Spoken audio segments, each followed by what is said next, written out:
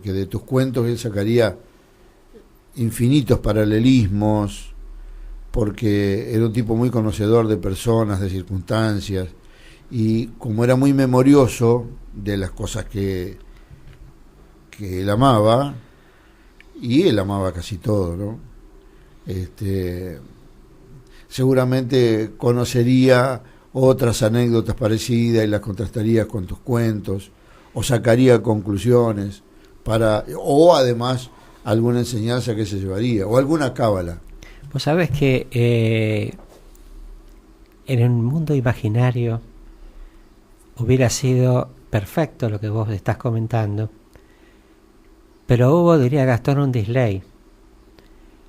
Cuando yo comencé a escribir cuentos, y de esto no hace tanto tiempo, antes no escribía cuentos, antes escribía notas, noticias, comentarios, pero no cuentos.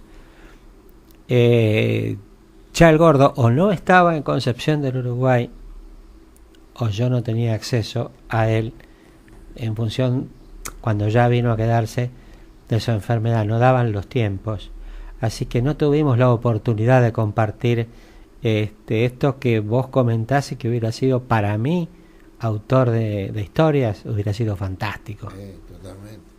Totalmente. ¿Alguna comunicación? Bien. Vamos a ir al cuento que nos trae. Me escribió mi amiga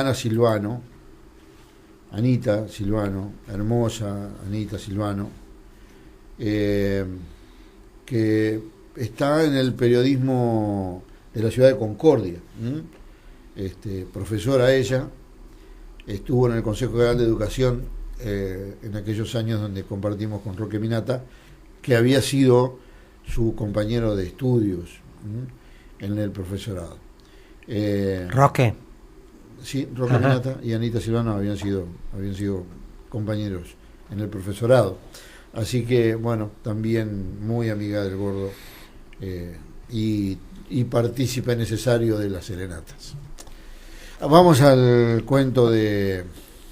Hoy traje un cuento que está en el libro Historias de la Riz y otros cuentitos, que se llama El Club, y que dice así: no había sonado el despertador, pero ya estaba arriba y dispuesto a cumplir con la rutina mañanera. Fue al baño y se detuvo mirando su propio rostro en el espejo del botiquín. Se vio desmejorado, demacrado, había dormido muy mal, y su mente se había poblado de sueños extraños y aterradores que le habían producido angustia, desasosiego, opresión. Hasta le pareció tener palpitaciones. Seguramente los tallarines con salsa boloñesa de la noche me cayeron muy mal. Debo acostumbrarme a cenar poco para que estas cosas no me vuelvan a pasar, pensó. Mientras recordaba que el dicho de desayunar como un rey, almorzar como un príncipe y cenar como un mendigo. Y sí, no hay con qué darle. La sabiduría popular siempre tiene razón, concluyó. El baño, la higiene, volver al dormitorio y vestirse, para después pasar por la puerta de entrada a buscar el diario y darle un repaso rápido a la calle, calentar el agua, preparar el té, las pastillas. Cada vez son más, de diferentes colores, tamaños y para diferentes cosas. Las tostadas y ese escueto desayuno que ya está incorporado al libreto, olvidando la certeza del dicho popular y toda la reflexión anterior. ¿Cuántas veces sabemos que algo nos hace bien, pero por pereza, comodidad, costumbre o vaya a saber qué razón no lo hacemos? Somos como somos y todo cambio nos cuesta. Es más, con el correr de los años parece que estos síntomas se agudizan. Cuando todo estuvo realizado, tomó su maletín y partió caminando rumbo a su lugar de trabajo. El recorrido es, sobre todo en primavera y verano, hermoso. El viento de la mañana todavía es fresco y lo siente sobre el rostro como una palmada amiga que quiere despejarlo mientras se dispone a cruzar la Plaza Ramírez. De las tantas cosas bellas que tiene Concepción del Uruguay, la Plaza Ramírez es una de las más destacadas. La frondosa arboleda, los canteros, las fuentes, las flores explotando de color y aroma, y la caminata por ella es un placer, el observar cada detalle, escuchar a los pájaros que no mezquinan su canto, el bordear la histórica pirámide, divisar la basílica, el colegio del Uruguay. A esa hora todo es bullicio, en contraposición al resto de la todavía somnolienta ciudad, ya que los empleados municipales están en plena tarea de limpieza. Pocas cuadras más y llego al destino. Normalmente, por las características propias de su función, concurre a la oficina 1 hora antes que el resto. Marcó la tarjeta y comenzó a caminar hacia su puesto de trabajo. Abrió la puerta y encendió la luz que está antes de su cubículo laboral. Cuando se dirigía a él, le pareció notar algo extraño en su interior, todavía en penumbras. Una figura humana parecía estar sentado frente a su escritorio. Con cautela y algo de preocupación se fue acercando y cuando prendió la luz, vio que aquella sombra no era otra cosa que su compañero de trabajo, Eduardo Rodríguez. El tema es que Eduardo había fallecido hacía más de 5 años, después de compartir 25 años en la empresa. Una sensación de sorpresa, miedo y estupor lo invadió, helándole la sangre, hasta que el propio Eduardo, sonriéndole, le dijo: «Hola, ciego, ¿cómo te va? No me tengas miedo, que soy yo. ¿No te acordás de mí, acaso?» «Claro que me acuerdo. Pero vos, ¿cómo estás?» «Sí, yo estoy». «¿Cómo es posible?» «Hay algo que vos no sabés, y es que tanto yo como muchos de los compañeros que siguieron el mismo camino todavía venimos todos los días». «¿Qué?» «Sí, venimos todos los días. Para quienes trabajan hoy no nos pueden ver, así que transitamos por aquí y por allá mirando todo lo que hacen». «No entiendo, ¿qué sentido tiene?» «Observamos bien lo que hacen, y si lo hacen mal, lo vigilamos y tratamos de ver que corrijan y que no echen a perder lo que tantos esfuerzos nos llevó conseguir. Es más, tratamos de avisarle para que no cometan errores». «¿Y cómo lo hacen?» «Simple, escondemos papeles, impedimos que un aparato funcione y 1000 cosas. No sabés cómo se ríe el Petizo García cuando le desconecta internet y no saben qué hacer». ¿Te acordás del Petizo García, no es cierto? ¿Cómo no me voy a acordar del Petizo García? No sabés los esfuerzos que hacemos para advertir que no se siga un rumbo equivocado. Pero parece que no lo advierten. Pero, ¿cómo saben que está bien o mal si los sistemas no son los mismos y han cambiado tanto, si la tecnología ha transformado todo?» «Sí, te digo que eso nos alegró, te estoy mintiendo. Antes llevábamos el control de las cosas en soportes que manejábamos y controlábamos nosotros y no dependíamos de ninguna tecnología para poder hacer nuestro trabajo. Lo hacíamos más lento, pero jamás fallábamos. Una ficha era una ficha y allí estaba todo. Una ficha era tangible, estaba en un archivo, se podían escribir comentarios, se actualizaba y hasta se reconocía la letra de quien había hecho tal o cual anotación. Hoy, en cambio, todo está automatizado. Parece mágico, pero engaña, y depende de factores extraños y externos. Tenemos la sensación de que hemos perdido el control de las cosas y de que en lugar de que nosotros manejemos los expedientes, ellos nos manejan a nosotros. Que los sistemas están por encima de las personas. Es más, no sabés qué calentura de varios de nosotros cuando comenzaron a realizar todas estas para nosotros involuciones. Te cuento, algunos hasta dejaron de venir porque se sentían defraudados». «Eduardo, no me podés decir eso. Estás parcializando y dejás de lado la eficiencia y rapidez con que se realizan muchas de las tareas. Además, como para certificar lo acertado de los cambios, está el éxito que se ha logrado y lo que se ha crecido en este tiempo con la empresa. El manejarla, como se hacía hace 20 o 30 años con el volumen que hoy tenemos, demandaría miles de empleados». ¿Y qué tiene de malo tener miles de empleados para hacer lo que hace una máquina? Más gente que trabaja, más empleo. ¿Eso es malo? El costo, Eduardo, los números no cerrarían. Por otro lado, el tiempo que se emplearía sería mucho mayor. Hay que dar respuesta a los clientes con celeridad, porque ellos requieren un servicio desde sus móviles, esperando nuestras rápidas, certeras y efectivas contestaciones por otro lado. Si no lo haces, se van a la competencia. eficiencia, efectividad, rapidez, falta de tiempo, el costo, los números que no cierran, la ansiedad. ¿Hasta cuándo? ¿Hasta dónde? ¿Cuál es el límite? ¿El vivir como locos? ¿El no vivir? Me parece, Eduardo, que si bien algo de razón tenés, se me ocurre que te hace falta un cambio de paradigma. No podés seguir analizando las cosas como eran hace tanto tiempo atrás. Hoy se vive distinto, diferente, y eso no tiene vuelta atrás.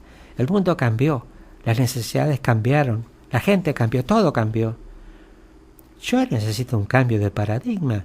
Mira, ciego, el cambio de por sí no significa nada, porque se puede cambiar para que las cosas sean mejores o sean peores. Por eso el cambio de por sí no es lo importante. Lo importante es que las personas, todas las personas, tengan una mejor calidad de vida, vivan mejor, sean felices, y no van justamente por este camino. ¿Sabes cuál es el problema? ¿Cuál? Que se olvidan la parte humana, no se dan cuenta y cuando lo advierten es tarde y ya están más cerca de este mundo de los muertos que en el que viven. Sigo creyendo que no se pueden analizar las épocas fuera del contexto de esas mismas épocas. Es un error y lleva a conclusiones equivocadas. Creo que no, ciego, pero también creo que ya vas a comenzar a entenderlo. No creo que cambie de opinión. Eso decís ahora. ¿Te puedo hacer una pregunta? Por supuesto. ¿Por qué estás acá? ¿Por qué me contás todo eso? ¿Cómo por qué estoy aquí? Ya te lo expliqué. Venimos todos los días. Me parece que tu pregunta debería ser otra. ¿Por qué te puedo ver yo y no todos los demás? Esa es la pregunta correcta. Y bienvenido al club. Me hiciste acordar,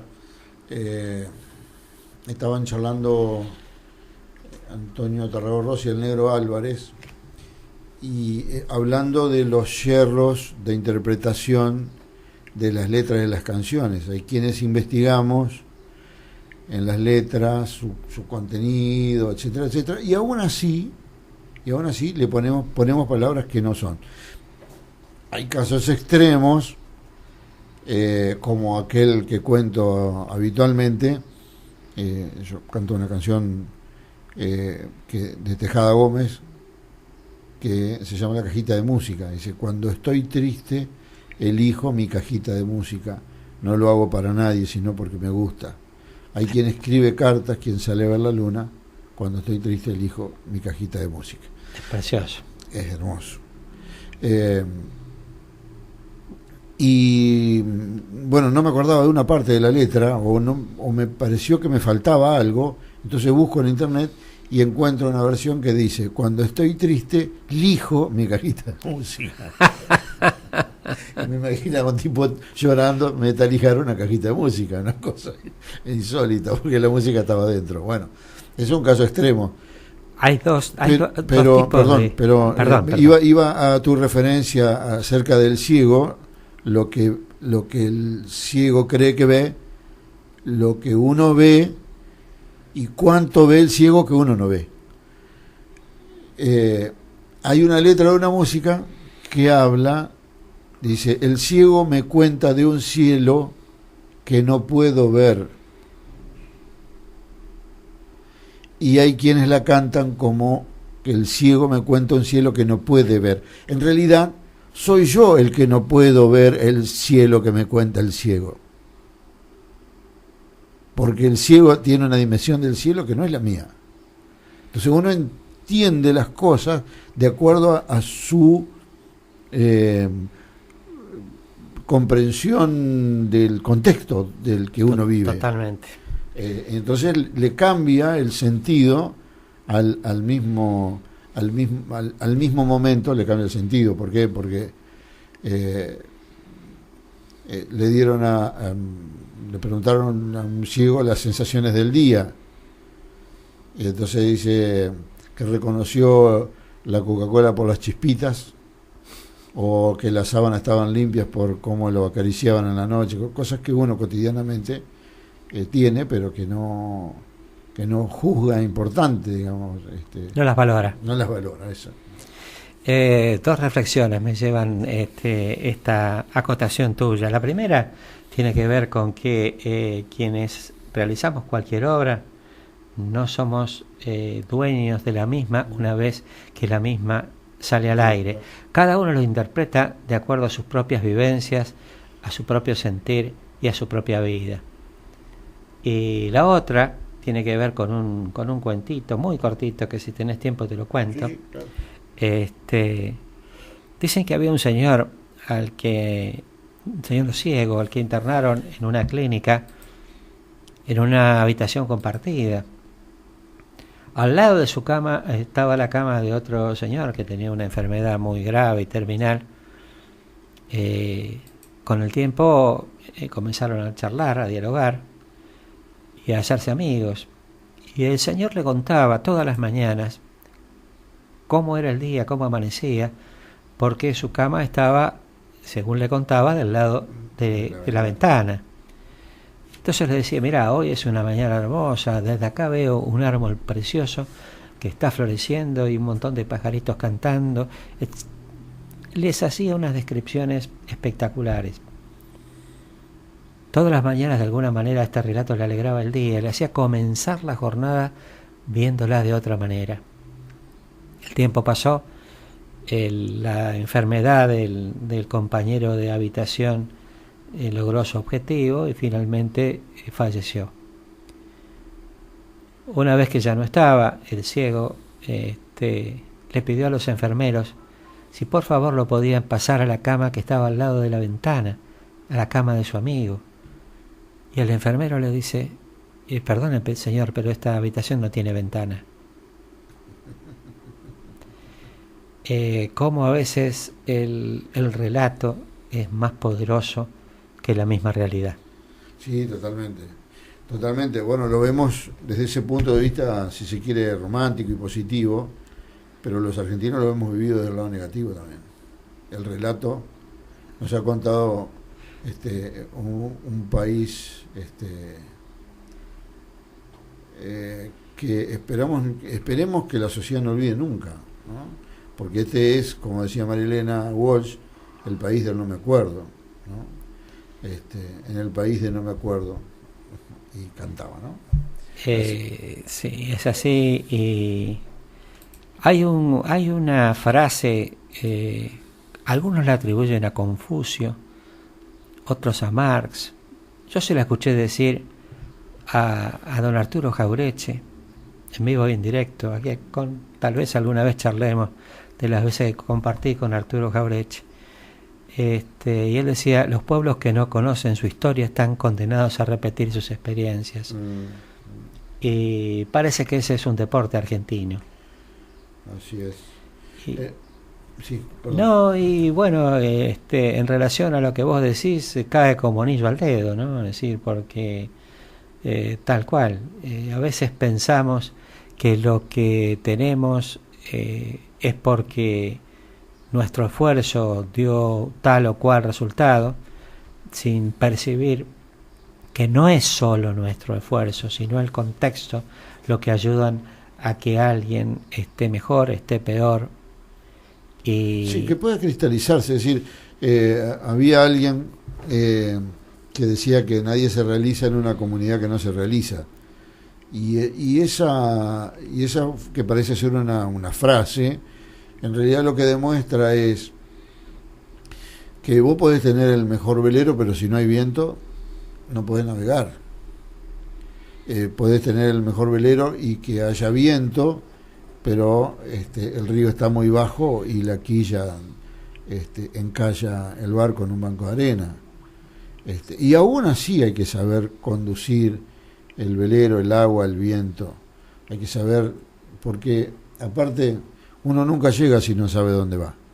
Entonces, siempre elige un camino equivocado o siempre el acertado, de acuerdo a cómo se mire, pero si no sabe dónde va. Si te dedicas...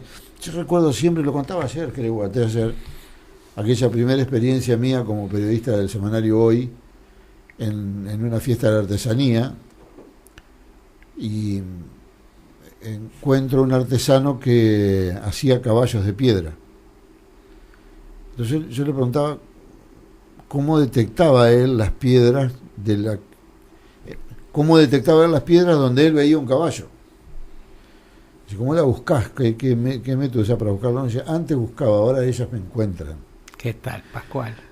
Y yo creo que, como yo creo que lo que haces te hace, creo fervientemente en eso, que lo que haces te hace, entiendo que uno va forjando en definitiva.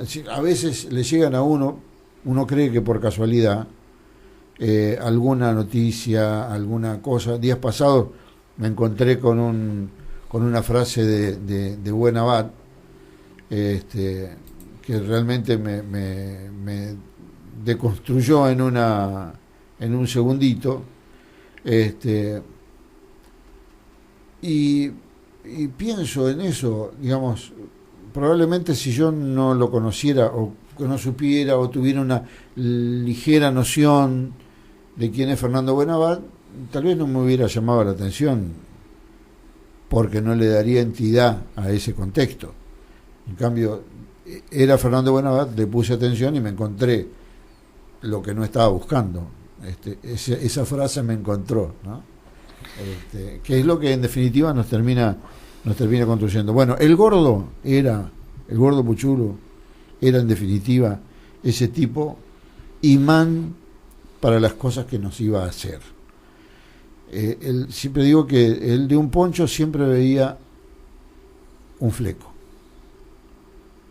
porque el poncho ya estaba, lo importante era que faltaba el fleco, y entonces te decía, falta un fleco, y te ponía en marcha, decíamos con Gastón.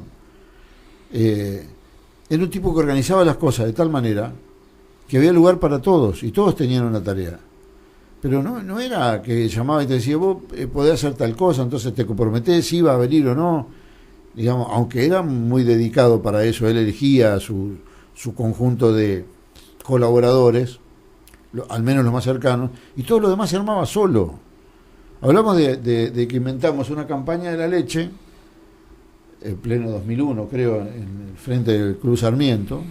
No había leche para los chicos, entonces hicimos una campaña donde juntamos leche. Estaban Leo Saldivia, toda la gente de la Dirección de Juventud. Habíamos hecho campañas de el guardapolvo, era y útiles, bueno, pero no era suficiente, había que darle de comer a los gurises. Entonces elegimos un sábado, sabiendo que el sábado a la noche iba a haber una peña que organizaba el entonces Vale Pancho Ramírez en el mismo club, que se asociaba a la campaña pidiendo que en vez de pagar la entrada llevaran 1 litro de leche o 2 litros de leche. Bueno, la campaña terminaba a las 20, ponele. Entonces, ¿qué se le ocurrió al gordo? Porque había una cachita de fútbol 5, entonces vamos a hacer un partido de fútbol 5 antes de que termine la campaña. Y él se proponía como arquero, que no atajó nada, no atajó porque le pasaban todas las pelotas, y aparte porque el referee, que era de San Lorenzo, era San Lorenzo contra el resto del mundo. Y el referee, que era hincha de San Lorenzo, cada vez que San Lorenzo perdía, iba el referee y metía un gol para San Lorenzo, ¿no? Bueno, una cosa muy, muy, muy jocosa, muy divertida. Y enseguida encontró los jugadores. Y él propuso jugar un juego donde iban a participar 10 o 15 personas, charlando con nosotros, que éramos 2 o 3. Y el partido se hizo, y la gente fue y colaboró y llevó su litro de leche. Y después estuvo en la peña también, cosa que no estaba prevista. Nosotros íbamos a hacer una campaña de 8 a 20, y a las 20 terminaba la campaña. No, la campaña terminó a las 4 de la mañana con la peña del Ballet Pancho Ramírez. Entonces, yo digo, ¿cómo nos falta como comunidad el reconocernos buenamente, el abrirnos la puerta para que el otro pase, y no cerrarla porque creemos que ya está completado el cupo y no, yo entré y vos te quedaste afuera? Que es nos cuesta reconocernos como concepcioneros, ¿no te parece? A veces la historia lleva a crispar a la gente, el entorno lleva a crispar a la gente.